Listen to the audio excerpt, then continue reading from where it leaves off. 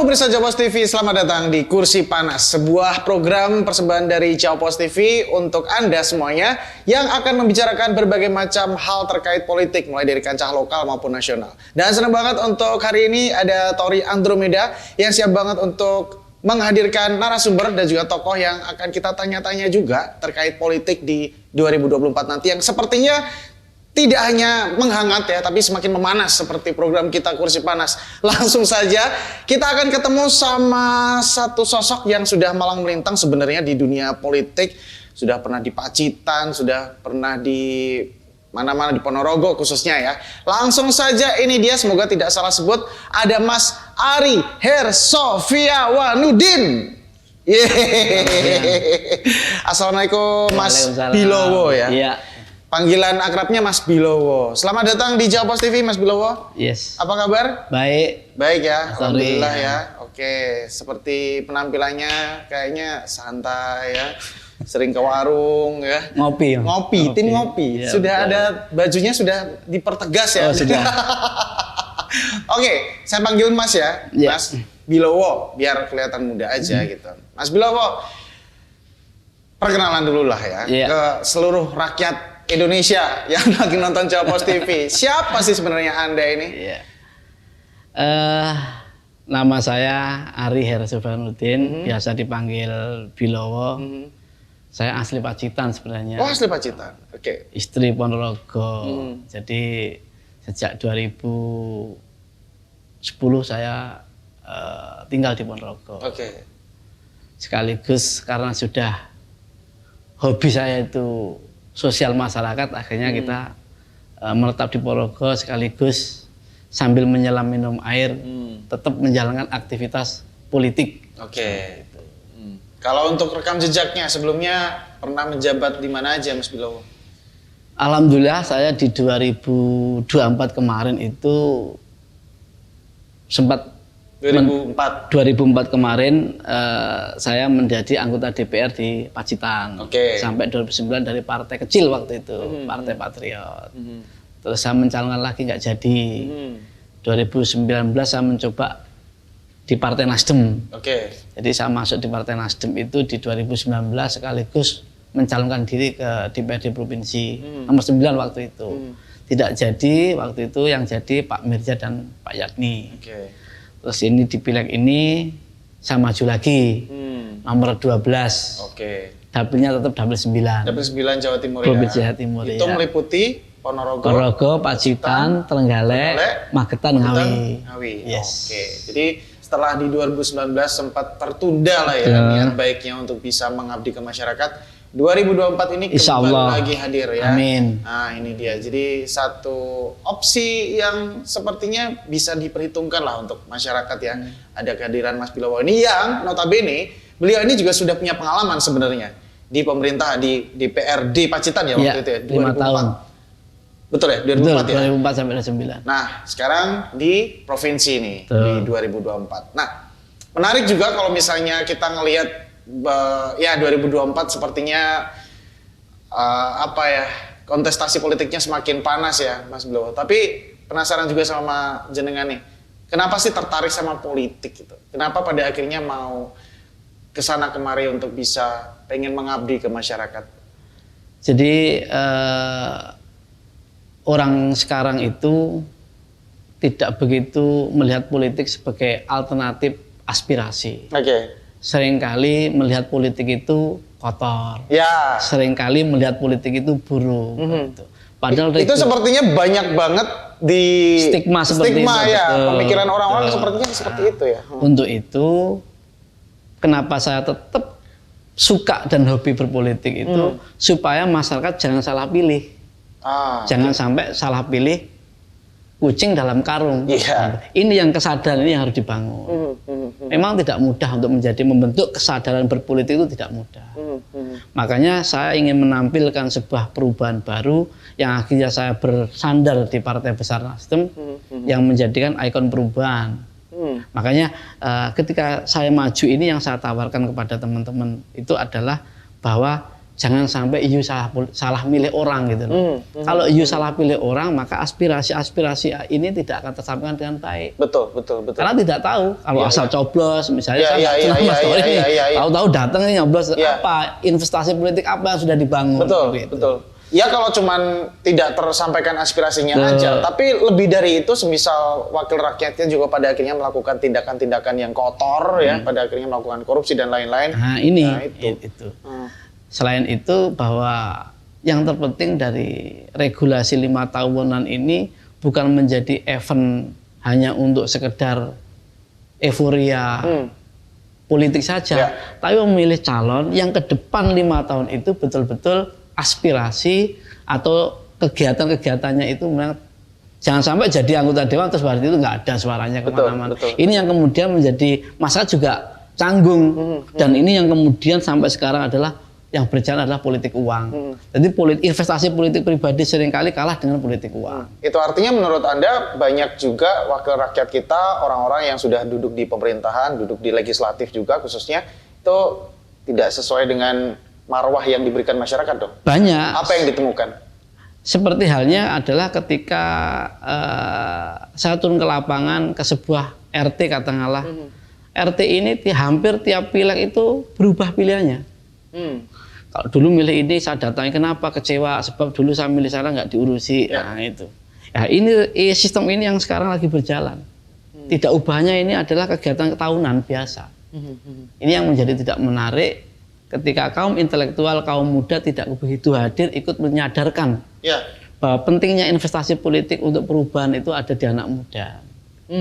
Berarti itu artinya energi anak-anak muda sangat diperlukan untuk betul. Apalagi zaman sekarang kan lewatnya bukan lewat pasang banner. Iya kan. Banyak IG, banyak medsos, itulah yang tidak dengan cara-cara yang konvensional. Tapi pemilih pemula saya perlu digarap juga ini hari ini. Melihat fenomena sekarang yang masih juga banyak mengotori tempat-tempat seperti itu untuk berkampanye, menurut Mas Bilowo? Sebenarnya ini juga suatu masalah tersendiri sebenarnya. Saya sampai sekarang kalau memasang banner itu tidak pernah ada di kota dan tidak pernah maku di pohon misalnya. Tapi kami masang di daerah terpencil di pedalaman yang mereka orang-orang tua itu kalau ke sawah, kalau ke merumput dia tahu kan itu. Tapi kota itu mestinya tidak terus dipajang banner yang kayak gitu. Kan sudah zaman modern sekarang. Apalagi eranya teknologi. Iya, concernnya yang merusak lingkungan, pohon, itu makanya ini yang sekali ya. Sepertinya akan menarik ketika kita membicarakan tentang kaosnya. Tim Ngopi dengan Partai Nasdem juga di situ, tapi nanti aja di segmen berikutnya. Jadi jangan kemana-mana, tetap di Kursi Panas. Masuk partai ini tidak harus pakai screening yang begitu. Biasanya kalau ada partai kan kalau tidak ada yang bawa itu kan rekomendasi kan begitu. Nah, saya ini anti rekom karena saya harus berdiri di kaki sendiri. Pas ini kalau saya di di Nasdem. Yang kedua ijtihadnya itu adalah perubahan. Ya, restorasi perubahan.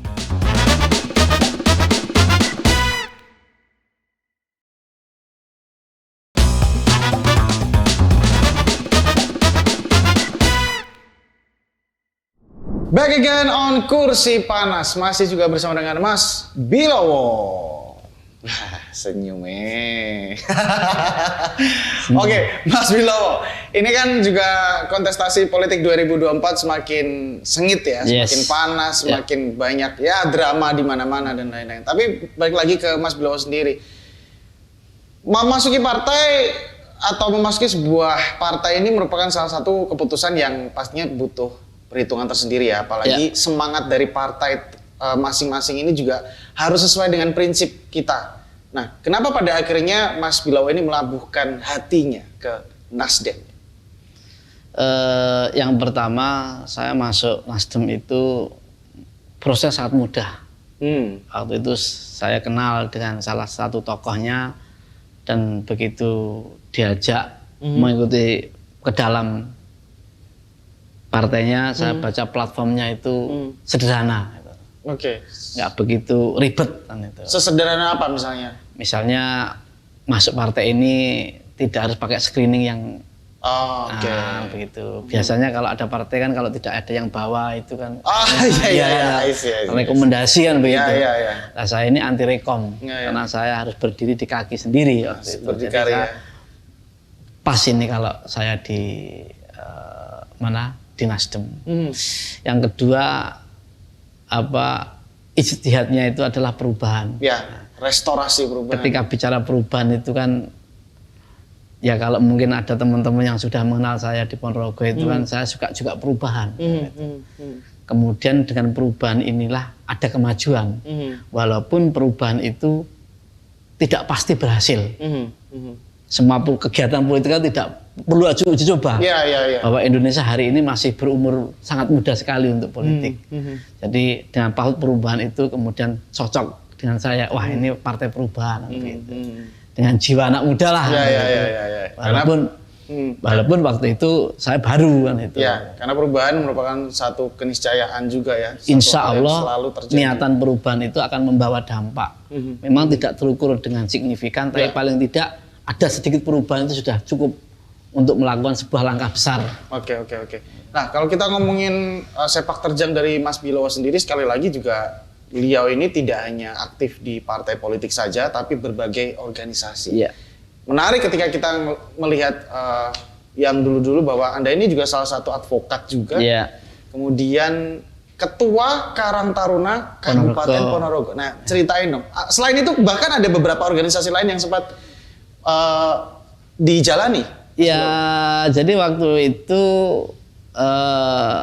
awal-awalnya saya menjadi ketua HIPMI, Himpunan Pengusaha Muda Ponorogo. Itu seingat saya sih 2013. Oke.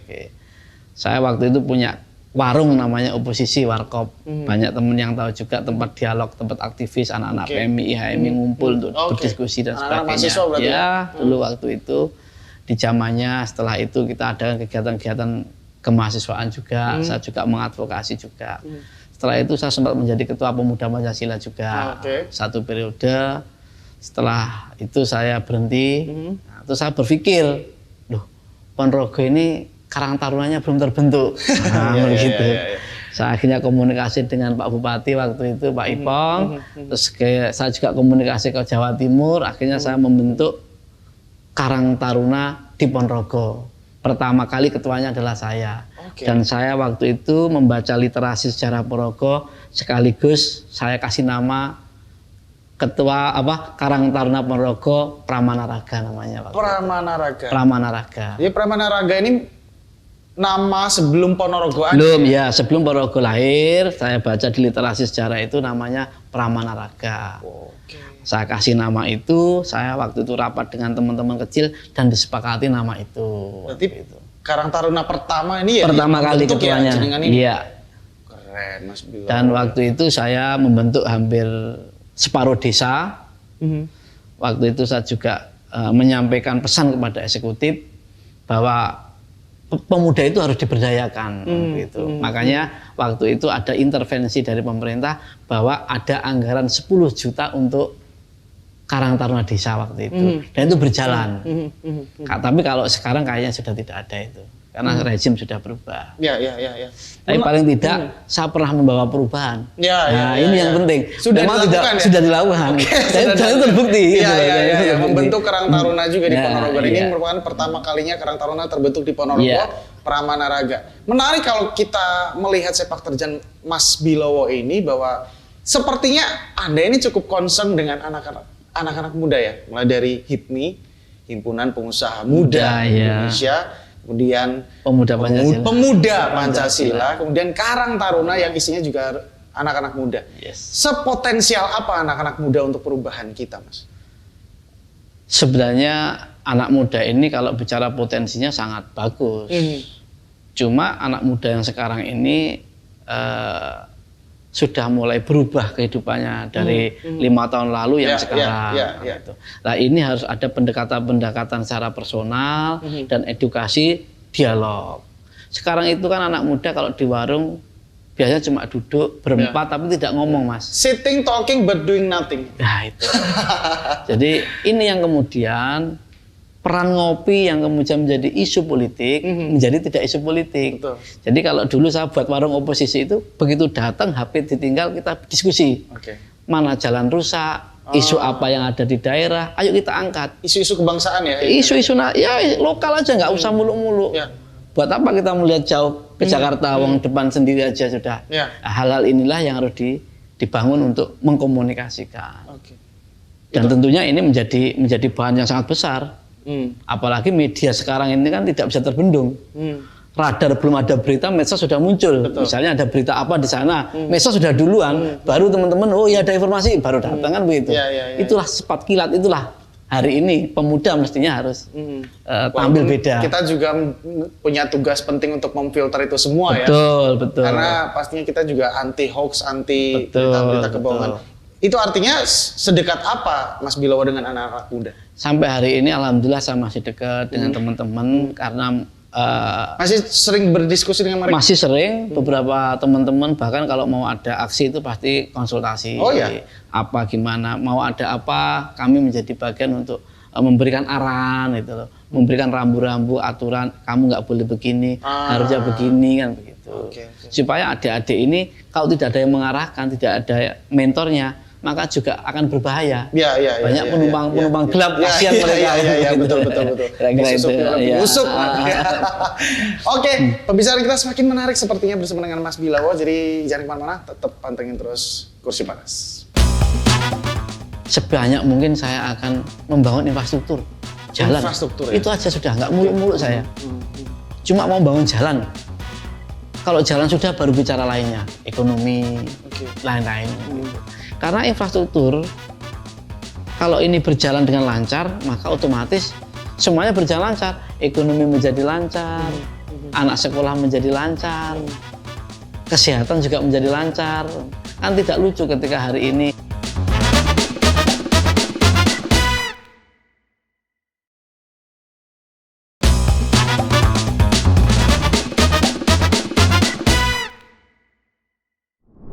Kembali lagi di Kursi Panas, masih juga bersama dengan Mas Bilowo ya, caleg untuk provinsi ya, Jatim 9.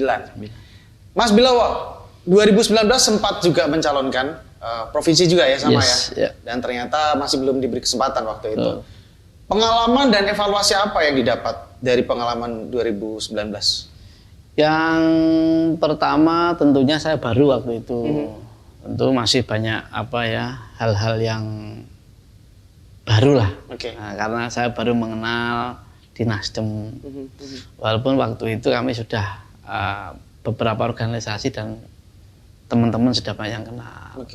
Karena baru. Nah, ya, kenapa saya sekarang ini kemudian memberanikan diri lagi, bismillah, untuk maju ke provinsi lagi. Di nomor urut 12 ini adalah saya sudah banyak memberikan advice kepada desa-desa, kepada program-program. Sebab kebetulan saya ini adalah tenaga ahli utama dari Bu Haja Sri Wahyuni Komisi 5. Wah, balik lagi pengalamannya ada sebenarnya. Akhirnya. 2019 berarti belum. Waktu itu masih 1000 langkah baru 1 langkah. Gitu. Oke, berarti sudah menjadi tim ahli? Tenaga ahli. Ya. Utama di Komisi 5, tenaga ahli Bu Sri Wahyuni, Haja Sri Wahyuni. Itu sudah sejak 2019 juga ya? Sejak 2020. Oh, 2020. Oke. Apa saja yang didapat waktu itu? Ini balik lagi ke pengalaman ya, supaya masyarakat juga lebih tahu nih. Iya, jadi karena Bu Haja Sri Wahyuni itu anggota DPR RI dari Partai Nasdem Komisi 5, itu programnya banyak, Mas. Ya. Ada P3GAI, ada PISU, ada bedah rumah, kan itu. Dan program-program ini semuanya masuk ke dapil. Magetan ada, Pacitan ada, Trenggalek ada, Ngawi ada, yang paling banyak di Ponorogo. Nah, sejak itulah saya mendampingi dari desa, kelompok tani, membantu jalan yang rusak, mana yang harus dicor, begitu. Rumah-rumah masyarakat yang dari Bu Sri Wahyuni, kami mendampingi. Dari situlah kemudian saya secara pribadi siap untuk kemudian maju dengan modal sudah. Ya, pengalaman itu tadi ya. Ada. Jadi tenaga ahli Komisi 5 DPR RI. Nah, untuk pada akhirnya bisa menuju ke goal itu, Mas Bilawa, pada akhirnya kan juga butuh yang namanya pendekatan ke masyarakat juga ya. Pastinya Anda juga sudah melakukan itu, bahkan sejak bertahun-tahun sudah kemana-mana juga. Sebenarnya apa yang Anda temukan sih? Masalah apa sih yang paling sering ditemukan dari curhatan masyarakat? Yang pertama adalah infrastruktur. Oke. Infrastruktur. Hampir 35% masalah infrastruktur. Ini yang hari ini menjadi masalah nasional sampai dengan Presiden memberikan impres jalan daerah. Oke. Itu karena infrastruktur. Yang kedua yang ada di lapangan itu selain infrastruktur adalah sistem sosial masyarakat, kesejahteraan, banyaknya masyarakat miskin yang belum kedata dan sebagainya. Gitu. Selanjutnya kesehatan dan pendidikan. Ini yang kemudian saya akan memberikan konsen ke beberapa teman-teman sekolah swasta waktu itu. Jadi banyak sekolah SMA swasta yang kemudian saya dampingi supaya mendapatkan murid, karena muridnya banyak terserap ke negeri dan sebagainya. Ini yang kemarin kita juga sudah lakukan. Jadi banyak permasalahan juga yang pada akhirnya didengar oleh Mas Bilowo bersama dengan masyarakat. Itu artinya apa? Visi dan misinya nanti ketika diberikan mandat. Visi misi saya sederhana, Mas. Jadi kalau saya jadi anggota DPR nanti, sebanyak mungkin saya akan membangun infrastruktur, jalan. Infrastruktur, ya? Itu aja sudah, nggak muluk-muluk saya. Cuma mau bangun jalan. Kalau jalan sudah baru bicara lainnya, ekonomi, lain-lain gitu. Karena infrastruktur, kalau ini berjalan dengan lancar, maka otomatis semuanya berjalan lancar. Ekonomi menjadi lancar, anak sekolah menjadi lancar, kesehatan juga menjadi lancar. Kan tidak lucu ketika hari ini ada anak sekolah jalannya rusak, terus nggak jadi sekolah, itu kan lucu kan begitu. Apalagi kalau ada orang mau melahirkan jalannya rusak, itu kan lebih kasar lagi. Jadi kalau saya sederhana, saya akan berusaha semaksimal mungkin membawa aspirasi dari provinsi ke daerah-daerah itu adalah untuk infrastruktur jalan. Jalan itu aja dulu. Separah apa memang infrastruktur yang belum sempat masyarakat rasakan? Kerusakannya mungkin. Kalau bicara parah memang tidak bisa kemudian simultan kita bicara seutuhnya. Tapi jalan-jalan desa yang hari ini, misalnya di Desa Jeruk.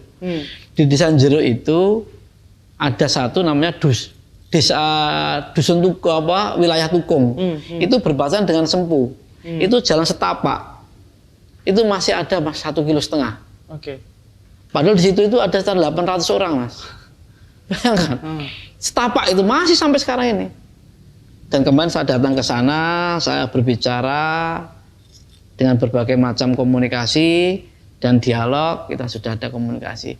Kan lucu, jalan setapak cuma sepeda motor, kalau hujan nggak bisa. Jadi masalah infrastruktur ini cukup krusial untuk diselesaikan ya. Ini masalah yang hari ini sangat penting. Karena peningkatan kendaraan yang tidak terukur, kemudian kita tidak pernah jalan itu tambah panjang, tapi cuma tambah lebar kan sekarang itu masalahnya. Apalagi pemukiman juga tambah banyak dan lain-lain, otomatis jalan juga semakin sempit dan lain-lain ya. Terakhir mungkin Mas Bilawo, harapan ke depan khususnya menjelang pemilihan yang akan kita jelang juga sebentar lagi ini, apa yang akan dilakukan mungkin dalam waktu dekat? Mungkin ada strategi-strategi lain untuk bisa mengambil hati masyarakat, untuk bisa memuluskan jalan, mengabdi kepada mereka. Yang jelas saya tetap konsen kepada advokasi, karena memang saya sejak dulu di advokat itu mengadvokasi, dan tentunya yang selama ini sudah saya bangun baik investasi politik maupun komunikasi politik, strategi saya sederhana saja, mendekatkan diri kepada masyarakat. Saya tidak punya alat lain, apalagi finansial yang berlebihan, saya tidak ada. Tapi paling tidak untuk saya jalan, insya Allah sudah ada jalan yang harus saya lewati. Yaitu dekat dengan masyarakat. Betul, mendekatkan diri kepada masyarakat. Fungsi pelayanan kemudian mendekatkan diri kepada masyarakat. Betul. Dan pastinya harapannya masyarakat tidak hanya didekati, di saat seperti ini saja. Dan tidak cukup dijanjikan. Betul sekali. Tapi ketika nanti pada akhirnya diberikan mandat oleh masyarakat, Insya Allah.